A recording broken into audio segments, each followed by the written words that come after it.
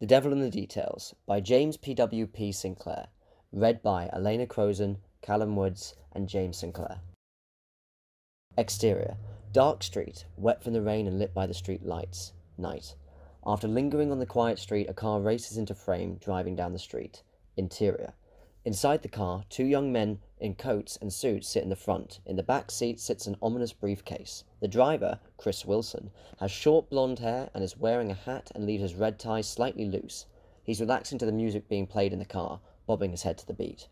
Beside him sits his partner, Patrick Kennedy, who is sitting quietly shuffling between various documents, outlining the current case they're on.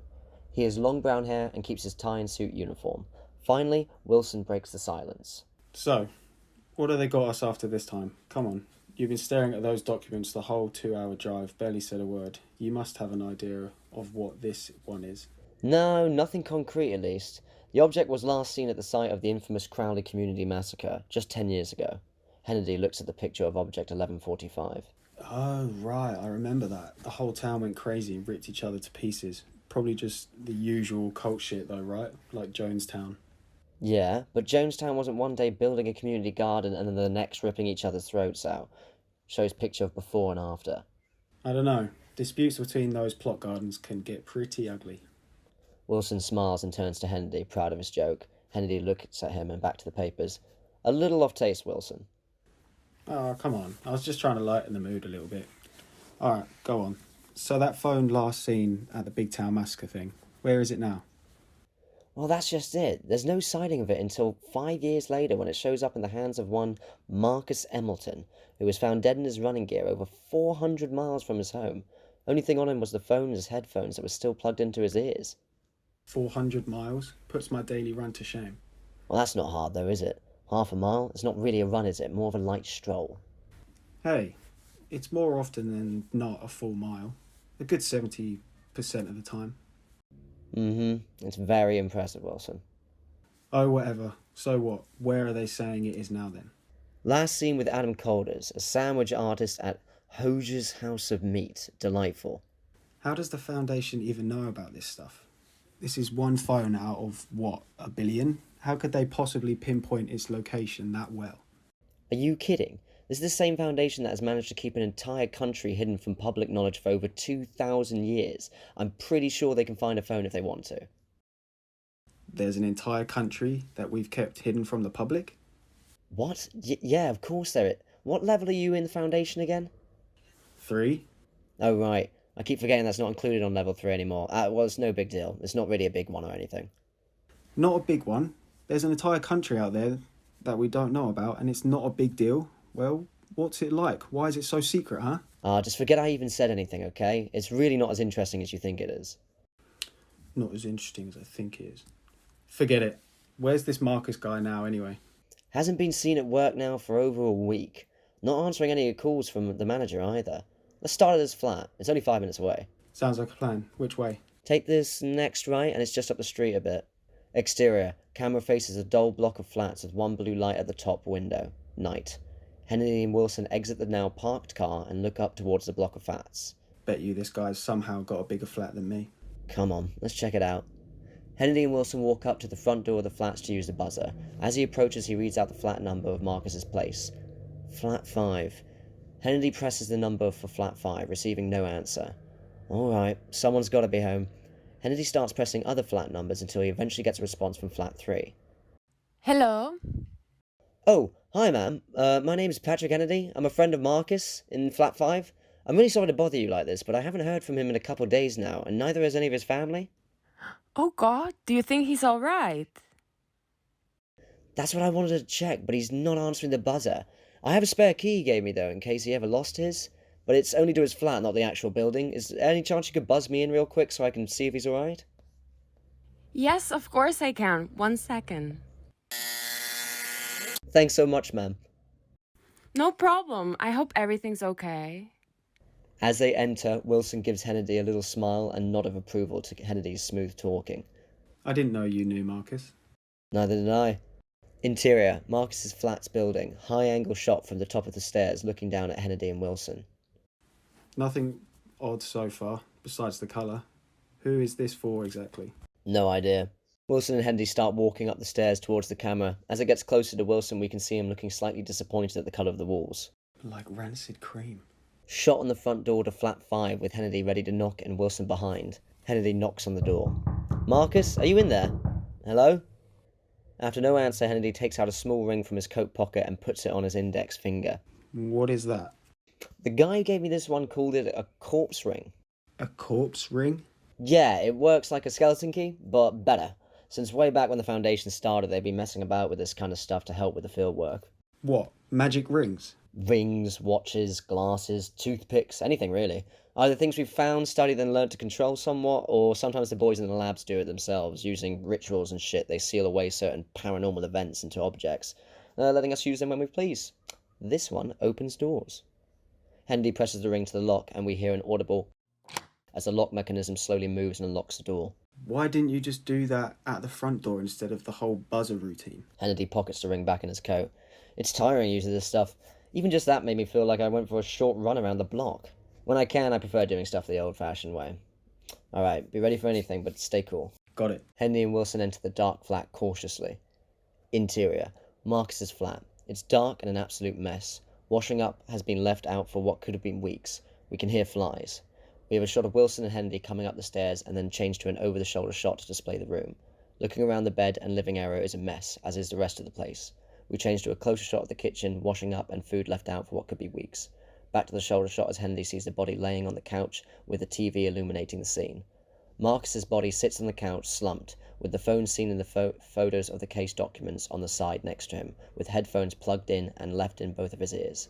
The light from the TV shows his wrists have been slit. Shots of the phone on the couch and the wrist slit, and then back to Hennedy and Wilson for reaction. Oh, Jesus. Shit. Oh, fuck. I thought this might be the case. You thought he'd be here with his wrist slit open like this? I mean, I thought there was a good chance. Be dead, I mean, not specifically the wrists. Looks like we found our subject, at least.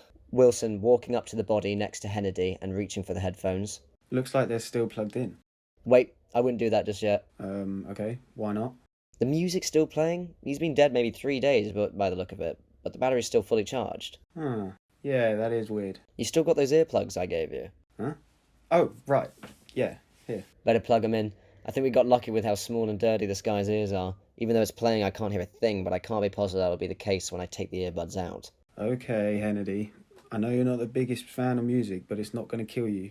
What makes you so sure? We have no idea what it is, what it does. All we know is it's been found at more than 3 crime scenes with over 50 bodies in connection with it. I'm not taking any chances, so put them on. Jeez, I was just trying to keep it light. Wilson says sheepishly while putting in his earbuds. Are you going to pause this song at least? Hennedy, more to himself than Wilson.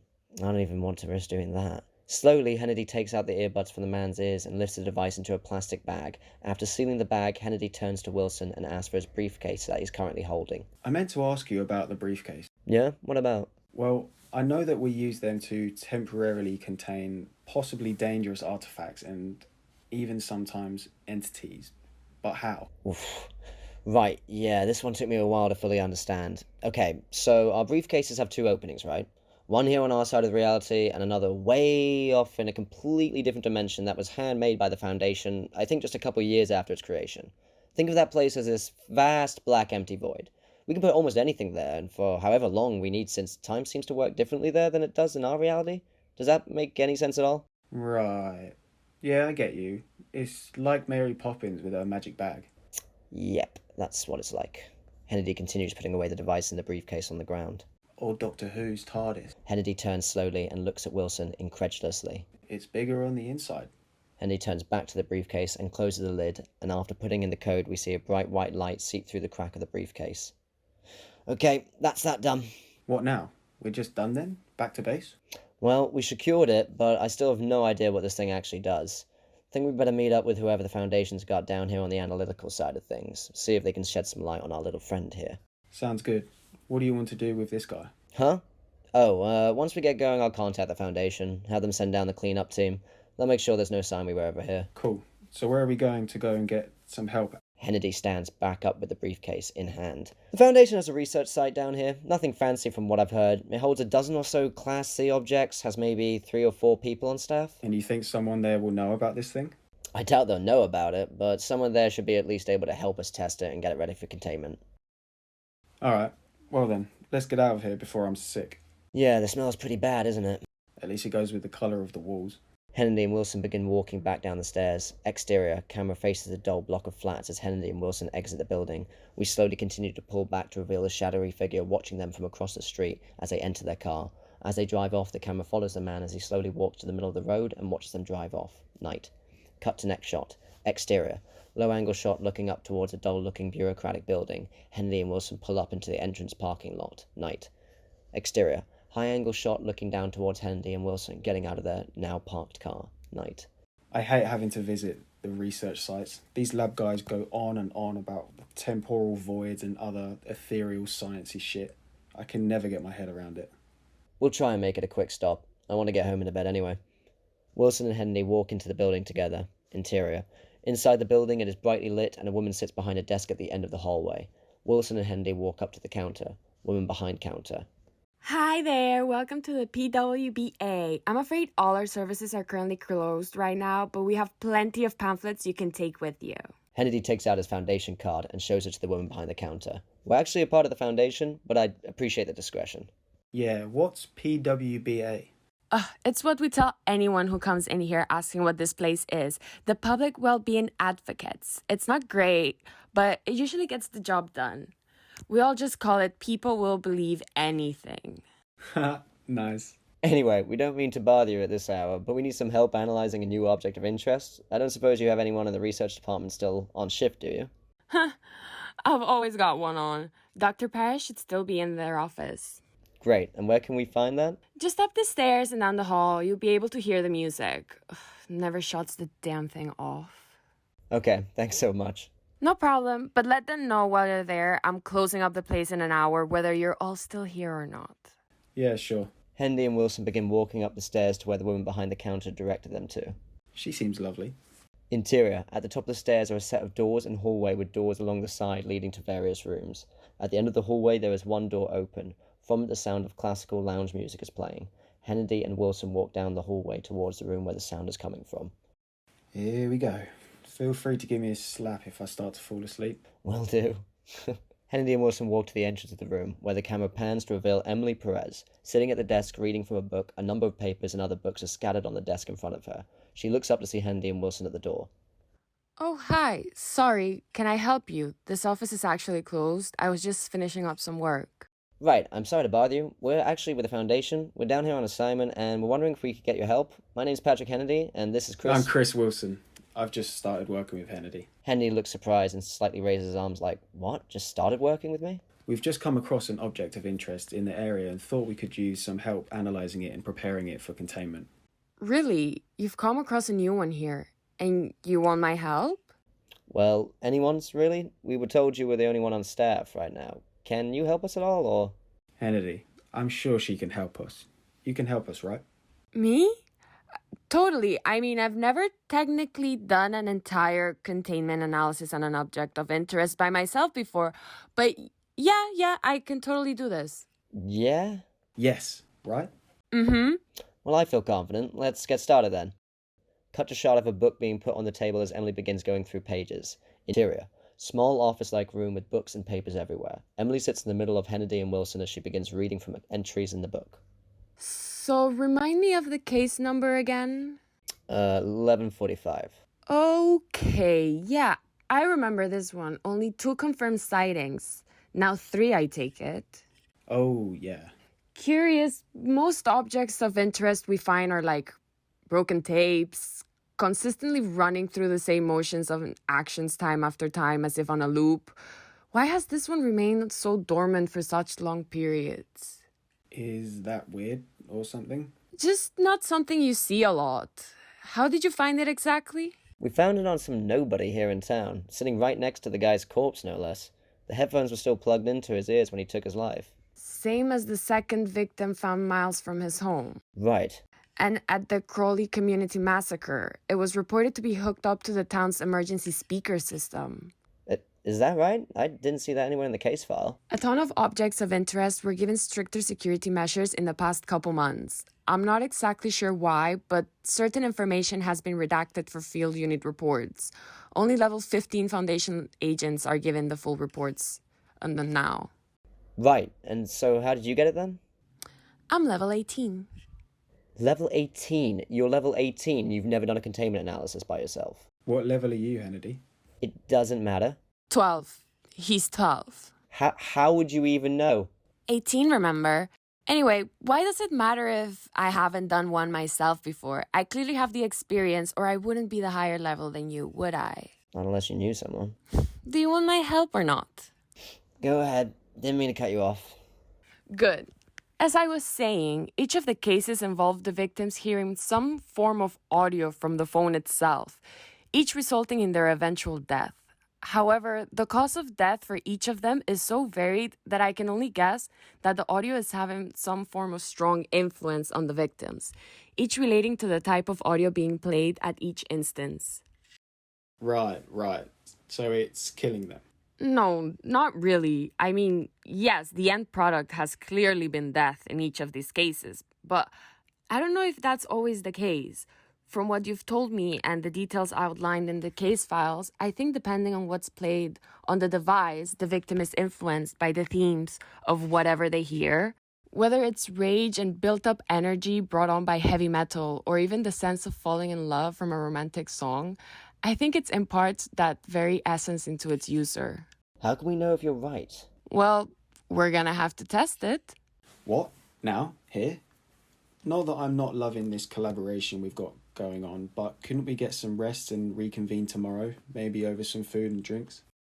I wish. Procedure says once a Class B object of interest is in pre-containment, agents are required to have it processed and contained within no less than 14 hours. 14 hours? Christ. And we don't even get benefits. So, you up to getting this sorted so we can close the lid on this tonight? Emily turns around from gathering all her stuff off the table to then bring with her to the testing lab. Oh, were we deciding if we were gonna do it? What did we say? Interior, small audio room, separated into two parts, the booth and the mixer. Wilson, Hennedy and Perez walk into the room and begin to set up. Alright, so which one of you is going to be my guinea pig? Wilson and Hennedy share a look, both not wanting to really do it. Alright, tell me what to do. So, I've placed the object in the testing chamber. From there, no audio from the phone will be able to reach us, no matter what happens. And better yet, through this console, I can operate the phone itself so we can try a couple different tracks. Okay. You just need to go in there, put the headphones on, and try and remain as composed as possible as you describe to me what's happening to you. Alright, sounds easy enough. And I'm just gonna lock this door behind you in case anything unexpected happens. Unexpected? I don't love that. Emily closes and locks the door behind Hennedy as he enters the testing room. Wilson and Emily watch through the glass window as Hennedy sits down at the table and puts on the headphones. Hey Patrick, can you hear me all right? Yep, all good on my end. Let's get this over with. All right. I'm going to play the first track. It's actually the same one that was being played when you found it on the victim. Whoa, what? That guy had slit his wrists open when we found him with this thing. You sure that's a good idea? It's fine. I have full control of the audio from here. I can shut it off at any time. I just want to see how the object's effects worked on the victims before he died. Alright, just do it. Fine. Alright, I'm going to play the track now then. Emily starts the track. The music begins to play through the headphones as Emily and Chris wait for Patrick's reaction. Alright, it started. It's some sort of soft piano piece. It's actually kind of nice. What's it making you think of? Are you feeling any way in particular? Patrick? Oh, sorry, I zoned off there a bit. I was just thinking about something. What about? My granddad, he was this real great guy, you know? Like a real family guy. Every year he'd have everyone around his place. He made sure everyone would be there. Even if it meant threatening to never talk to you again if you missed it. He was incredibly stubborn like that. But that was just because he cared about the family and wanted them around. Henry's expression starts to turn as he seems to grow sadder the more the story he tells. After a while, though, he just stopped inviting everyone around. He started to have trouble keeping track of stuff. And slowly at first, like forgetting what time it is or just messing up someone's name. After a while, though, he couldn't even tell who my dad was anymore. I'd never seen my dad cry before, so after that first visit, when he looked my dad in the eyes, and looking back at him was this just empty, emotionless stare. After we got back in the car, he just sat there for, it kind of seemed like forever, just sobbing. We stopped visiting after a while. I think everyone did. Last time I saw him, my dad was finishing up signing some documents that put my granddad in professional care. And he was just sitting there in his chair, staring out the window. A fucking shell. Just empty. Kennedy looks up at Emily and Wilson. Is that gonna happen to me? Alright, turn it off. He's had enough. Okay, cutting off the audio now. As Emily cuts the audio to Kennedy's headset, Kennedy seems to shake off the aura that was affecting his mood. Patrick, everything all right now? Can you walk me through what just happened? Patrick, now rubbing his head and eyes as if waking up from a nap, turns to look at Emily and Wilson. Yeah, I'm sure. I'm not quite sure myself, though, to be honest. Everything was fine, normal, and then when you started playing that music, I don't know, I just immediately thought of that memory. I could not think of it, it was so clear, as if it was just being played out right there, right there in front of me. I haven't thought about that in years. Huh. That is interesting. I assumed the object would simply impart whatever emotional response matched with the audio being played, but it seems like it uses the victim's own personality and memories against it. Is that better or worse? Either, depending on how you look at it, it does explain how the object holds such a strong grip on the victim's psyche. Memories are something we hold with us all our lives. Seems to me like the object is tapping into its victim's unconscious desires, regrets, anything that the audio can draw up, basically. Patrick starts to get up from the desk and removes the headphones, done with the test after the theory is suggested. Well, this has been fun, but I think I'm gonna have to second guess this whole human guinea pig thing. Let's get Chris in here for a test run, huh? No way am I getting in there. I grew up with a family of wasps. I don't need some phone telling me I never got hugged by my mum or dad. I'm more than aware of that. Both of you shut up and let's finish with the test. There's only 2 more I want to try anyway. Fine, let's just get them over with then. Hit me with the next one. Okay. This next one is titled In Your Heart. So I take it's a love song of some kind. So tell us any memories that it starts to conjure up. It's a love song. I don't know how I feel about. And let's start the song. Emily starts the next track. The music begins to swell through Patrick's headphones, and his eyes widen as he seems to be filled with energy. Oh, wow. Wow, this song's incredible. It's got such an energy about it. And Patrick, what's it making you think of? Any memories coming about? Patrick, distracted by the music, turns to look at Emily, who's speaking to him through the glass. Phew, I don't know how you expect me to remember anything when looking at you. I mean, wow, you are just stunning. Emily's eyes widen as she realizes what is happening. Wilson laughs, never seeing Kennedy like this before. This makes Kennedy seem to notice Wilson there for the first time. Phew, hey, Wilson. That suit's really fitting you nice today. Wilson's smile quickly fades as he starts to look uncomfortable, Emily now finding the scene pretty funny. I know we're partners, but should we? No, we should nothing. Okay, this one clearly works. Should we switch it up? Yeah, I'll turn it off. Emily switches off the power, and the two watch as Kennedy slowly returns to his senses. Oh, come on, you guys. Why don't you come in here with me and was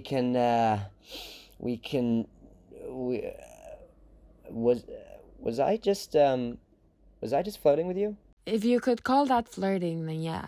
And me. Yeah, okay, I think I'm done now with the test, Doc. Oh, come on. There's only one more track I need to try. It's the same one that was played at the Crowley Massacre.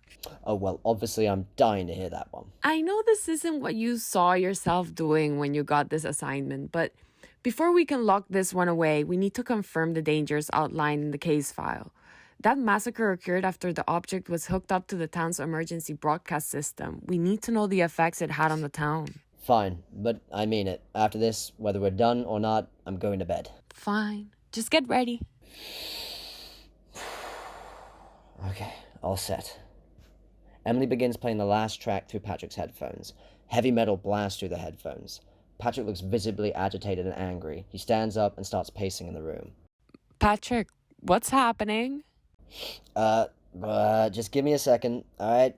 Fuck. Patrick rubs his head furiously, looking very agitated, as if trying to fight off the object's effects on him. Patrick, are you alright? Explain to me what's happening to you. I don't fucking know, alright? Christ. All you analysts are the same. You have no idea what you're dealing with, and you just leave us all here to do the dirty work.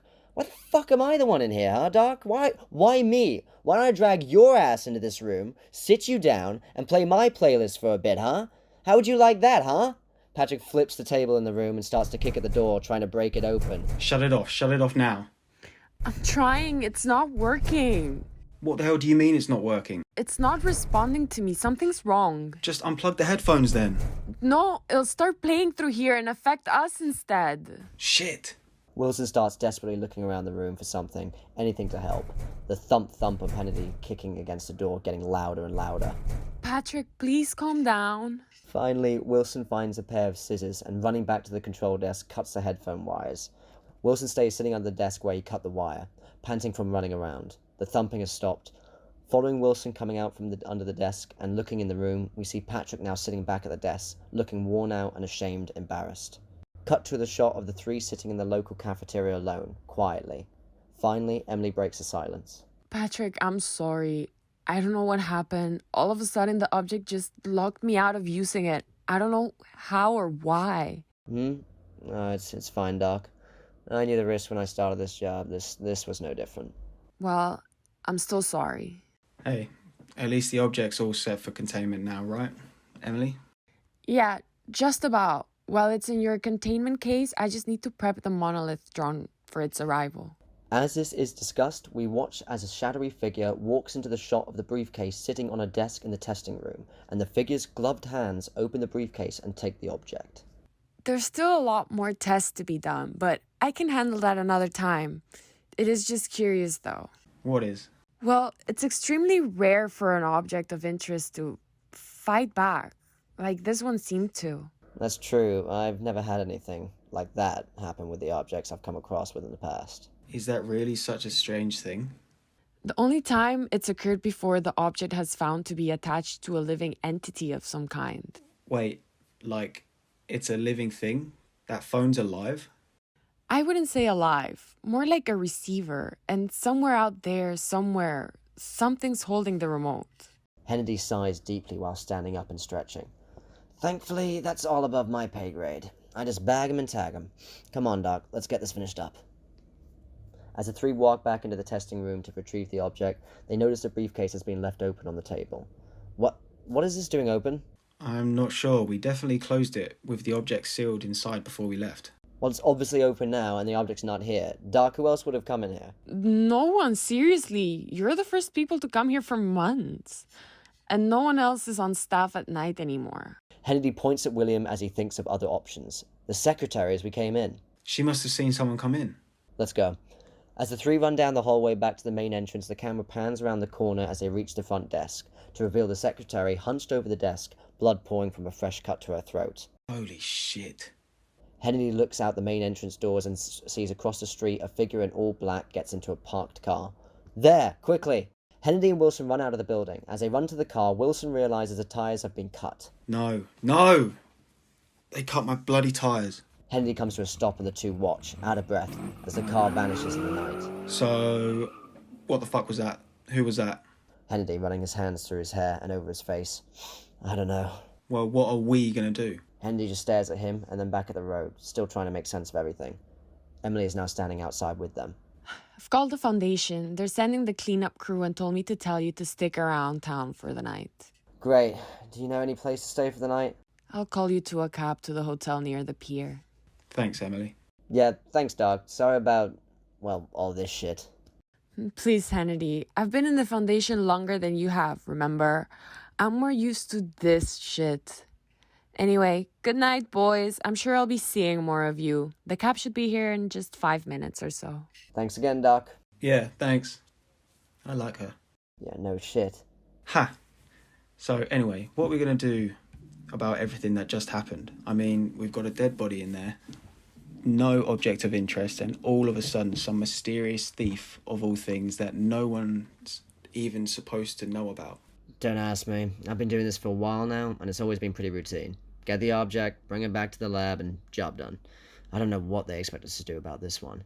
Hennedy's phone starts ringing. It's the Foundation. Speak of the devil, 1 second. Hennedy walks away from Wilson and the parked car to take the phone call. Hello, sir. Yep, that's right. Someone was able to access my personal containment case somehow and get away with the object of interest. But we're going to start looking for them first thing in the No, sorry, sir. I don't understand. You don't want us going after them? Right. Yep, right, okay.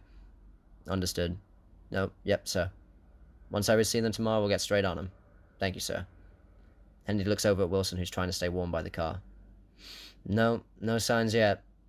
Affirmative. I'll keep an eye on him. Thank you, sir. Hendy hangs up the phone and walks back to Wilson at the car. So they pissed at us or No, all good, but we have been reassigned. reassigned? They don't want us going after whoever that was? Apparently not. Fuck me. I just don't get this job sometimes. Alright, so where are we going to go now? Nowhere. We're being assigned over 11 different objects of interest that have been reportedly seen in the local area in the past decade. And we have the lucky task of going out and finding them. Oh, great. So we're stuck here now. For the time being, yeah. Here, let's get in the car. It's freezing out here. Hendy and Wilson both get in the car. Wilson turns on the engine to warm up the car a bit. Great. Stuck here for God knows how long. Bet you will need some help finding all those objects. I can only hope to guess who you have in mind, Hendy says as he lies back in his seat, closing his eyes. Come on, you know she'd be a massive help. We'll see. Just wait for the cab to get here, okay? Fine, fine. Mind if I put some music on? Seriously? After what just happened? Oh, right. Sorry. Silence in the car for a little bit too long. Oh, fuck it, just put it on. Hey. Cut to black, Wolf Like Me plays over the credits.